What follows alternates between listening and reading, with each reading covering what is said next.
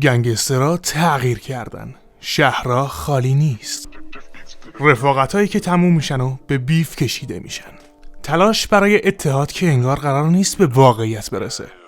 از دکتری که گلاک دستش میگیره تا گنگستر ایرانی که رپ میکنه. دختر گنگی که از لندن میاد تا بچه پرروی تهران و پسر آروم شهر آیسم. نخلای گمرون، گربه سیاه و رفیقاش، از مشکلات داخلی شمال تا گنگای تهران و گمرون، قاچاق، مواد، اسلحه.